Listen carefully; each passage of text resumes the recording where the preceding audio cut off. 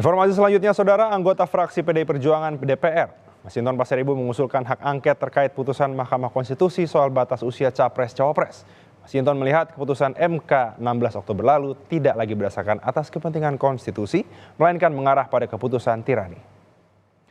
Masinton telah mengajukan hak angket dalam rapat paripurna DPR Selasa kemarin. Menurut Masinton, DPR boleh menggunakan hak angketnya kepada lembaga yudikatif tetapi terbatas, yakni tidak masuk ke ranah yudisial atau materi putusan peradilan.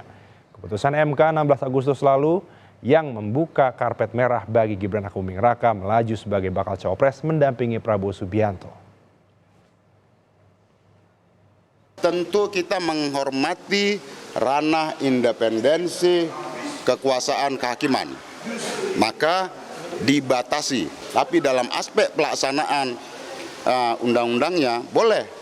Katakan umpama ada aspek suap di sana, ada aspek kong kali kong di sana, boleh. Nah, itu ranah DPR untuk melakukan tugas dan fungsi pengawasannya secara optimal melalui hak angket tadi, penyelidikan.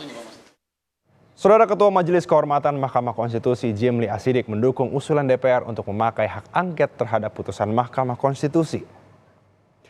Jimli Asidik mengungkapkan fungsi pengawasan DPR dapat berjalan maksimal dengan hak angket. Apalagi MK tengah menghadapi masalah serius. Sebelumnya, anggota fraksi PDIP DPR RI Masinton Pasaribu mengusulkan hak angket terkait putusan Mahkamah Konstitusi soal batas usia Capres dan Cawapres. Angket. Ya baik itu, saya kira supaya DPR itu juga berfungsi menjalankan fungsi pengawasan juga. DPR itu harus menggunakan fungsinya untuk mengawasi dengan menggunakan semua hak yang dia punya, termasuk hak angket. Bagus. Karena ini masalah serius.